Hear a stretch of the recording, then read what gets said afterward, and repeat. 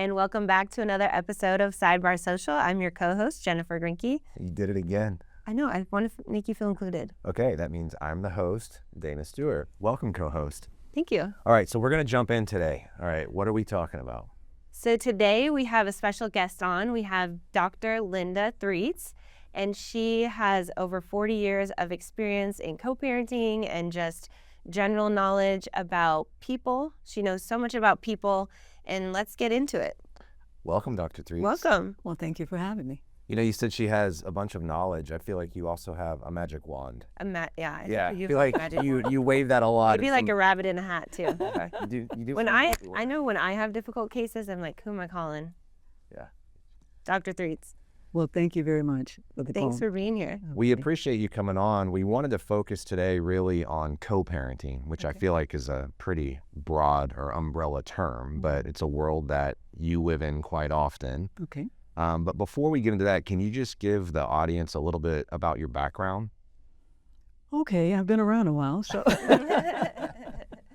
let's say I have a PhD in family systems and clinical social work.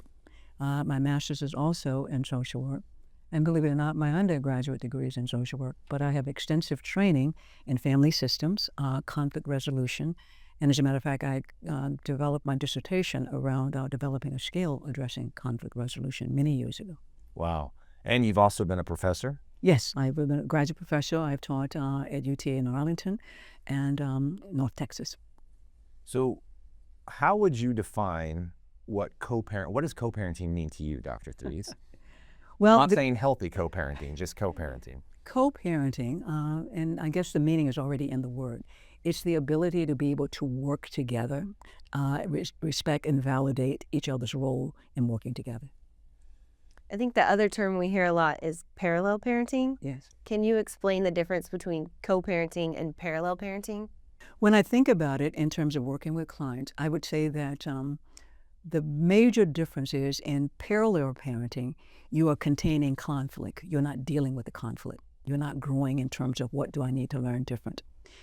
In co-parenting, you're working as a unit with respect to your differences and validating their experiences, be them negative or positive, you're growing from them.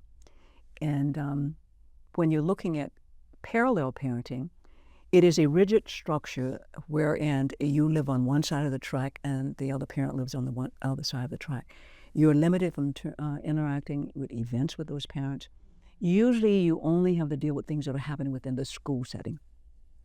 Okay, I feel like we could dive more into the parallel parenting in a bit. When it comes to co-parenting, talk to us, like, what is your practice comprised of? Like, what are you doing day to day or throughout the weeks? Is it reunification therapy, true co-parenting, family therapy, individual counseling? Help us understand what your week looks like. Well, my week looks like how you guys define it, because I'm working within your system, the law system.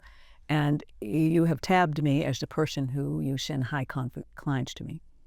So I spend a great deal of my time dealing with high conflict clients, be their parents working together or even in individuals, whether or not they're dealing with their own personal growth. There is a course that I work with, and that's that Parallel Parenting Conflict Resolution course. The title is interesting because it starts off by saying parallel parenting, but my job in that course is to seduce you into co-parenting. But I got to get you in the door somehow. When it comes to co-parenting versus parallel parenting, would you say that one way is better or one way is healthier than the other? I would say one way is healthier than the other, yes. And can you explain that a little bit? Co-parenting is the optimal way to raise a child with balance. The goal in life is to seek balance in all things, okay? And if you look around you, I often use an example, there's an ebb, there's a flow, there's an in, there's an out. If you find yourself on the beach and you're standing in there, you watch the water, there's an ebb and flow in the water. But if you're standing there and the water goes out and it doesn't come back, I would suggest you head for the hills, because now you've got a tidal wave. So life mimics very much the same thing. When you get too far in your relationship, too far out, there's no ebb and flow. There's a tidal wave. And there's a job for you guys called divorce. And so you've got two parents who have a child or children together. Do you see the majority of the people you work with as being able to co-parent? Or I'm just curious, like, how much you see the actual parallel parenting? I believe that all people are capable of growing and changing should they choose. If there are no extenuating circumstances like a mental health issue that will prevent that or does not allow that person to consistently carry it out, or there's an addiction that does not allow for it. So you'd have to deal with those things first before you're able to get them to a point where they can consistently do. For instance, if there's a drug addict or an alcoholic, it doesn't mean that they cannot learn to be a good parent. It simply means the first thing you're going to have to deal with is their first love. And that's going to have to be the drug or the alcohol, not the family. Right. I feel like what I see a lot, and it might just be because I'm representing one side, is that there's a parent that comes and they're like, I really do want to co-parent, and I see them trying to co-parent on text messages and their behavior, and then you have this other parent who's parallel parenting. Okay. Do you see that? A lot. Okay, and what do you do in that situation? Because that seems to be the most difficult situation for me. Okay. And I think it looks like a difficult situation because the person that is explaining it to you is really telling you the truth. Okay, but they're also trying to interact with someone who is a different way of processing. See, your client is speaking French, the other client is speaking German. Those are two different languages. Yeah. So often what you do is you represent the French, which just continues to escalate the person who doesn't even speak the language in the first place. A good example would be, it's the program that the courts use for communicating. Our Family Our Wizard. Family Wizard. Okay. Yeah. I guarantee you one of those parents is very good at writing. The other one is not. One is much better at being detail oriented and being consistent, putting it on there. The other is not. So is it always going to be a disadvantage to one or the other? Okay. But the key is, how do you deal with that and help them understand the optimal way to interact as a set of parents is repair what is the problem in the first place, and that is poor communication, not creating a utensil that does not teach you how to communicate. And what does your process look like? You get appointed on a case. You've got these parents who they cannot co-parent well in that moment. Can you walk us through how it works on your end as far as individual intakes, or do you ever bring a child into a session, kind of what that looks like? Some of it is going to be defined by the roles, like a parent facilitator, reunification therapist, or the parenting class. But the entry into all of those roles is the same thing. And what happens in those roles? Let's say when I'm working with a family that's just court-ordered to come in as a reunification therapist or parent facilitator. There's three meetings that is totally required for me. The first one is I have them both come in jointly. The reason for that is I get an awful lot of information as I read how they interact and who's talking first and how they respond in terms of what is being said.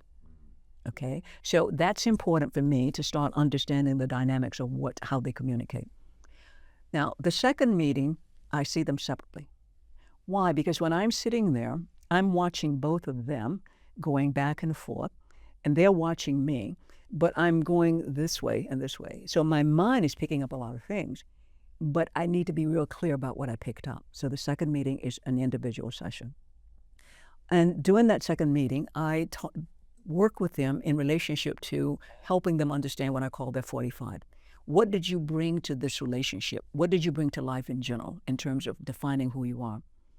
There is called the Jung personality test. I will always have them go and take that test in their home. Why? It's free. Okay? And it's an objective measure in relationship to who you are. When they do that at home, they're in control of it. Now, if there's a little green circle that will come up, and I say, click in it quickly. If you don't, you're going to pay $1.99. Okay? And they laugh just like you. And I say, yeah, but think about collecting $2 from a lot of people. That's a lot of money. Yeah. So they go and they take that test. And once you enter the test, you can take it as many times as you want. Your core personality is not going to change. Why is that important? Because now when they come back with me individually, the test that they have is going to match what I'm going to tell them. I am now about to take them on a journey to explore their 45. Yeah. Okay? Human beings are a sum total of their experience in life, no more and no less. The person that you brought into your life at that stage did not create your life from the beginning. So in order to understand who you are, you must go back and look at what's missing that you need to repair so that you're in a much better position to choose healthier mates. Right. Otherwise, the cycle will The continue. cycle will continue to repeat itself until you have understood what needs to be changed. It's think about getting in an argument with someone that you truly love, and you keep arguing, you keep having the same response to it. And then afterwards, you're like, oh God, that was so stupid. You're addicted to it. It is what you're learning in terms of get rid of the discomfort you're having. It's about yelling and screaming and fighting. That doesn't resolve it. And you can't stop it because it's automatic. Yeah, I was going to say, I feel like some people that we see in our cases, they're addicted to the fighting of the co-parenting. Follow us and join the conversation on Instagram and YouTube at Sidebar Social. So you were talking about the 45. Yes. Can you get more into that for the audience? Because we think the concept is... Is that a gun? It's actually... No, not a gun. We're not talking about a gun. Talking about a record 45. But I think if you could explain that to the audience, because when you shared that with us, it was really insightful. Okay. I love the analogy. Yeah. I will try and see if I can do that. It works No now. one's bringing a gun to the fight. Oh, no, just a record. Please don't, because I'm allergic to pain, okay? One of the things that I do is, there's an old saying, a picture is worth 1,000 words. So if you can get people to experience what they're trying to learn using more of their senses, they're likely to retain it more. Okay? Good. So when a child is born, it's not logical, rational, abstract. It's highly sensory.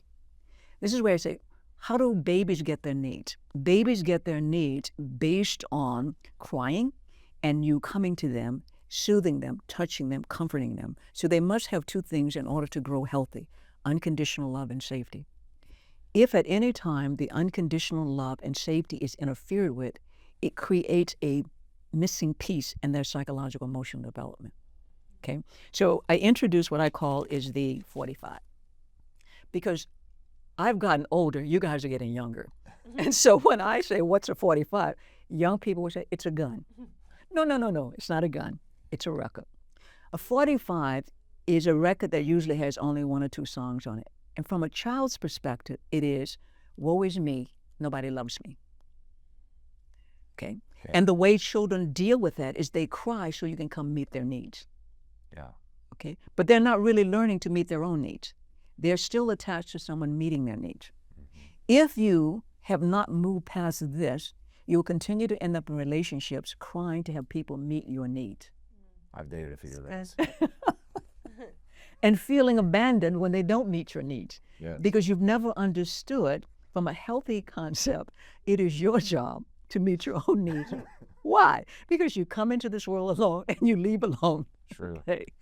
Even if you're twins, one at a time. Okay. Now, in order to be able to move past that, what I tell people is the next stage in life is learning to develop an album.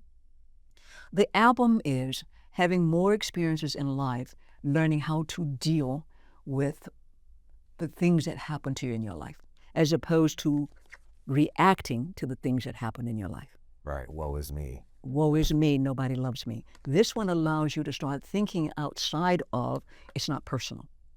Life is always going to throw you a curveball. It's not personal. Everybody that's in here, a curveball is thrown. It's not personal. But if you keep personalizing, you're going to cry and whine about it. Okay? But if you learn to accept it, you learn to dance with the tunes that are being played at the time. Wow. That's good. Okay. Wow. That's awesome. And how do you, with the people that you work with, so whether it's court appointed or just somebody coming in who got a referral from you, but maybe they're not in litigation, they just want to work through some of this, they want to help with their 45 and make their album. What does that process look like? Like, what are the, I don't know if I'm asking this in a good way, but I'm just curious, like, what are you trying to put onto that record, or trying to give them the pathway to put onto their record? Well, the first thing you want to try and put onto, especially if you're dealing with the 45, when there's anyone coming into my office, 25% of my clients are private pay. My private clients, they're actually court order clients. So everybody, no matter how you come to the office, is a human being with a 45. So the first thing you want to be able to do in order to work with people is remove the emotionality. Okay. Okay? It is very difficult to process when you are feeling. When you're feeling, it's personal. Okay? So I try to help people understand that they can control the process by understanding that there's a right brain and there's a left brain. Okay? Now, the brain functions very differently. So that right brain is going to be more of your emotional brain. There's nothing wrong with that. The right brain is a very creative brain, it's a very artistic brain, it's a very expressive brain. Okay, your greatest artists, your painters, your writers, and there's nothing wrong with it. The left brain is more of your logical, rational, your planning and task-oriented brain. The left brain, I like to say, hears you, but it can't feel you. The right brain feels you, but it can't hear you. Interesting. Okay? So when you're finding yourself in relationships with people, first of all, you need to figure out what is the balance, what is the role that you are playing in those relationships. Therein lies what you may need to improve or maintain. Okay. If you're too emotional, you're going to have to practice how to come back to center point. If you're too task-oriented, you're going to have to practice how to come back to center point. The gift is the person you're drawn to. The problem with that is when you're upset with them, you don't trust them, so you fight with them. Right. And they have what you need. Logical people are to help you stop for a moment and let's look at it objectively. Right brain people are to say, we have feelings that should not just be ignored. Empathy needs to be in play also. Yeah. The balance. It's a balance. It sounds like what you're saying is opposites attract, but I mean, that could be, your greatest love of your life, but also maybe your worst nightmare. It is. I've practiced, I think, 57 years of marriage. I'm real clear about that. Yeah. Everything was perfect until we had children. You see, Mr. Threats is more of a liberal person. I was more of a conservative. And so where's that going to go? We had to find that balance. You're supposed to be different. And the reason you're supposed to be different is because it helps you understand where you need to grow. You're drawn to people that you admire. And they're generally people that are different from you.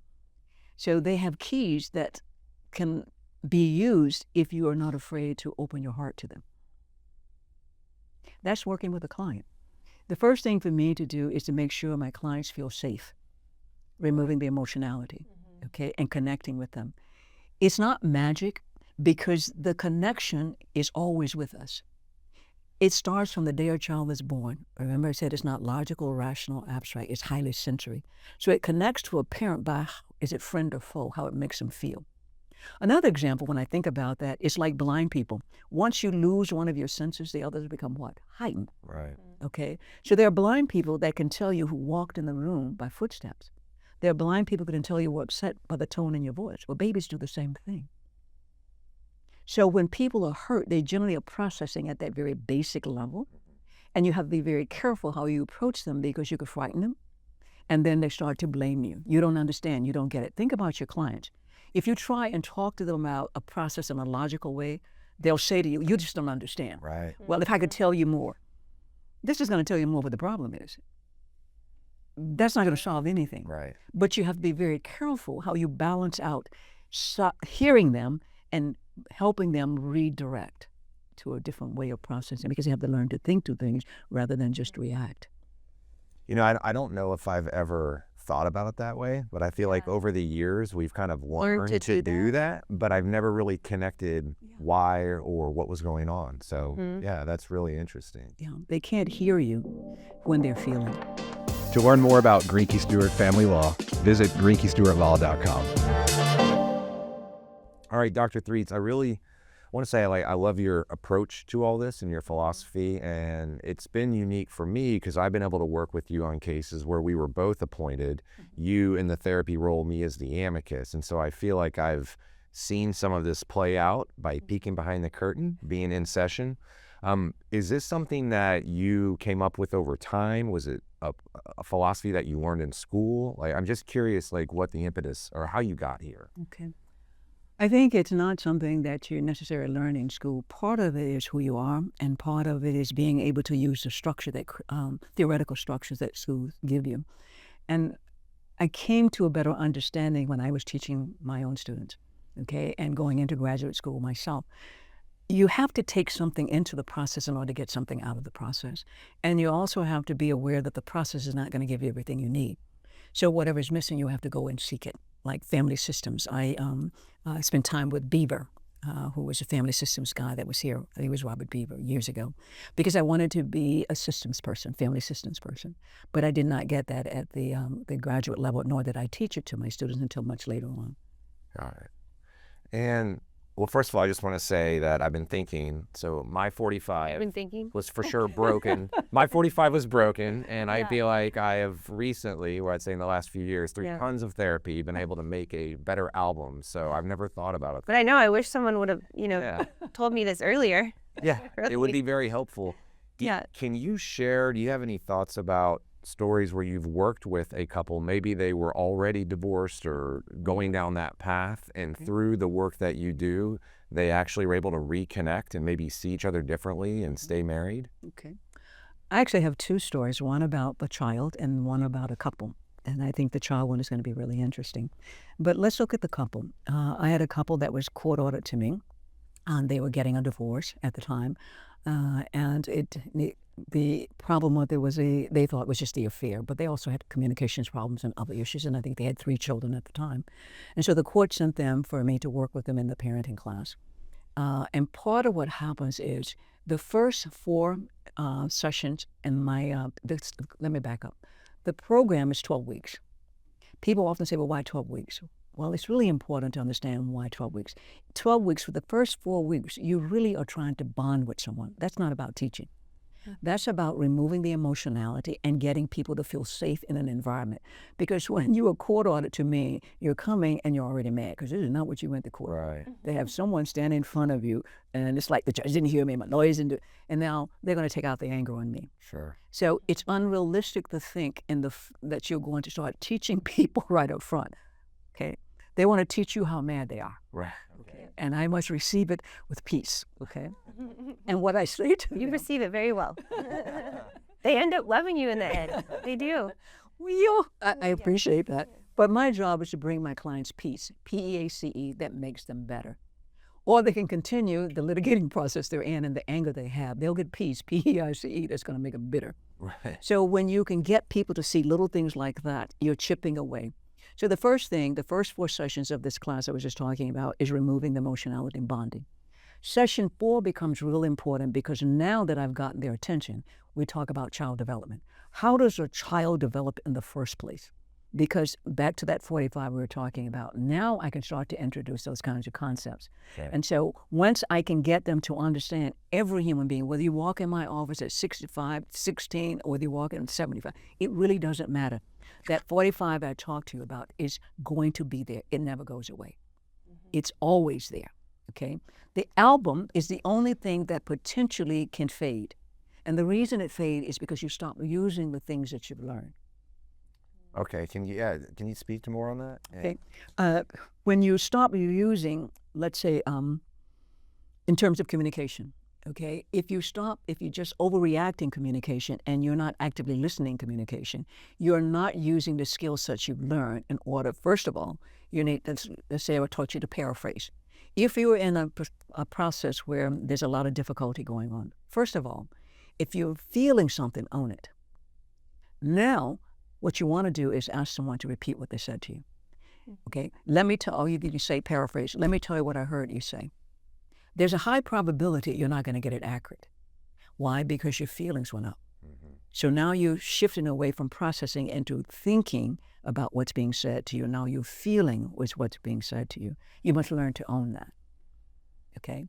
It's no different when I'm sitting on the witness stand. When an attorney is poking, they're triggering a response. I must breathe, ask for the question again, relax, respond. That's what you have to learn to do. But you have to also be in tune with when you start to react. And it's okay. Yeah. And I feel like what I've noticed with your class, just from client feedback and just afterwards, is not only are you teaching them to understand themselves and how they think, but you're teaching them how their spouse or their ex-spouse also was raised and thinks differently than them, and how they need to react or be more proactive on different things. Yeah, I feel like it's almost like a blueprint for navigating that relationship. And what we've seen with people you've worked with is that it makes the co-parenting a little bit easier when they know why the other person is responding or acting the way that they are. Not that it makes it better, but it's easier, I think, to deal with. It is, simply because you're no longer personalizing. Right, that's what it is, yeah. And so when I can see your action separate from me, then it's not about me. Now what I need to work on is how to respond to you with grace. Right. Okay, so we actually talk about I do an individual session after the child development, so they can see how that goes together. So when we out of that process, we come back for session 6, which starts off with communication. You can't communicate when you don't know how to relate to the other person. So if I start teaching communication, it's not going to make sense. If you don't know that the person is very different than you, you're going to keep talking to them the way you normally do. Yeah. So then we go through communication in terms of what gets in the way of being able to interact with another person. It's how we perceive it. Okay. So one of the things that's really interesting. So on the board, there's a PowerPoint when it comes to communication. And there is a picture that's up there. And this picture has all sorts of things in it. And if you're sitting in a classroom, in my classroom, you're not going to be able to see everything that's in the picture. So I would ask them to talk to me, everyone going around, what do you see? What do you see? If you can't see, position yourself so you can see. Nobody moves. Around about the third time, I would say, if you can't see, position yourself so you can see. Nobody moves. Okay, everybody get up. And then I would say jokingly, I had a bath this morning, so I'm okay. Come on up. So everybody comes up and they come around, and then they're looking at the PowerPoint and the picture. And all of a sudden they go, oh, wow, yeah, look. And they're talking about it. Were those pictures, those faces there when you were sitting back there? And they would say, no. Oh, if you're saying no, then I need to get you some medicine. Right. No, those pictures were there. So we laugh about it. Notice what's about to happen. We're changing the energy. Now, remember, these are high conflict people that are in the classroom. So now we're laughing.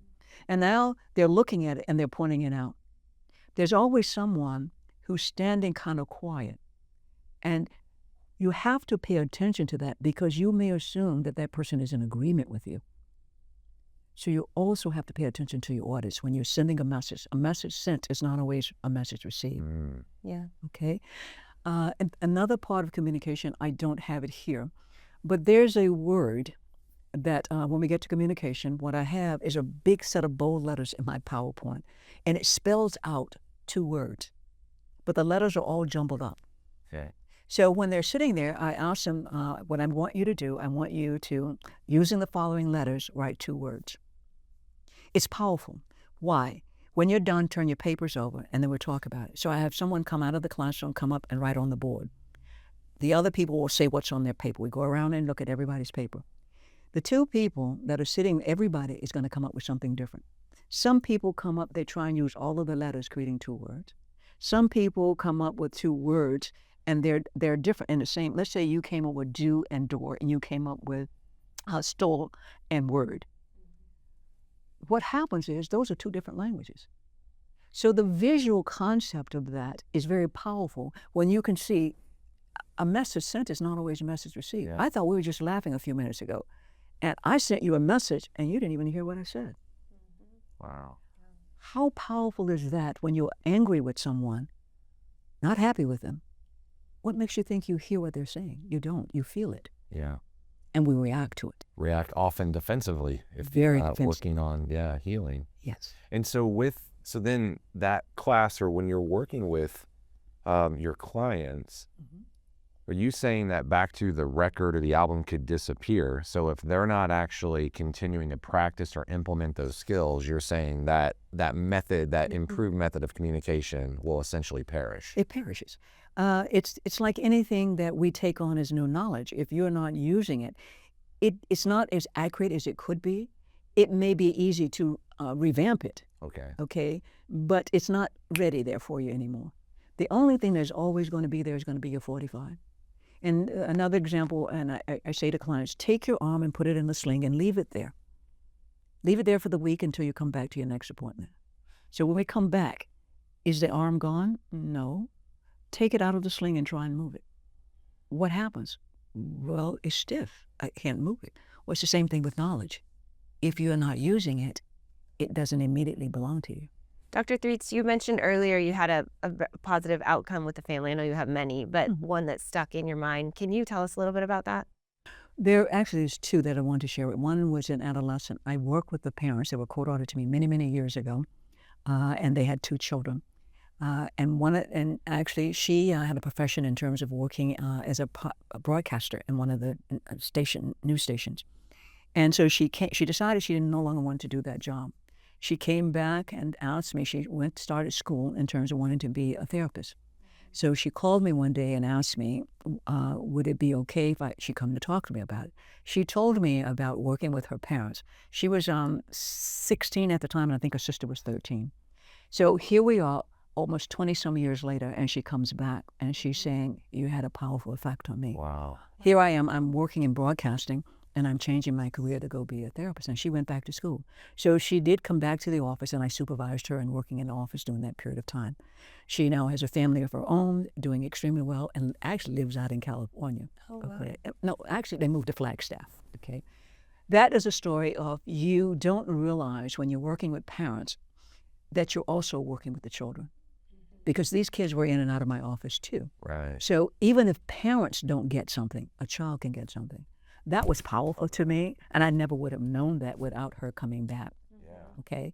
The other that stands out to me is there's a family that, like I said, was about to tell you, was going through a divorce. And what ended up happening is they ended up were interacting very well in the parenting class. As a matter of fact, over-interacting in the parenting class and connecting in the parenting class, that she ended up getting pregnant. But what happened is I learned you could not get a divorce in Texas if you're pregnant. Right. So it, in a strange sort of way, it might have been also very helpful because they were working out the issues they had, and they ended up getting back together.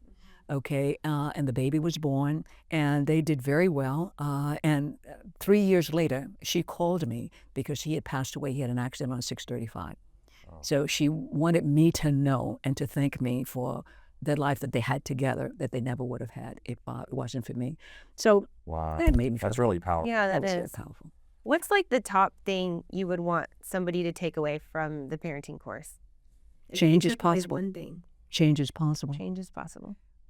The other top thing I would say, Gandhi said, be the change you wish to see in others. My message is, Dr. Threats said, don't expect other people to change. Other people don't have to change. You do. Wow. I think nothing else to say after that. Yeah, that's amazing. Well, Dr. Threats, thank you for coming on. Thank you for the continued hard work you do in our community with your clients or with our clients, your patients. Any other things to say, Jim, before we part ways? You can't retire. Yeah, that too. All right, we'll see you guys next time on Sidebar Social. You can't retire.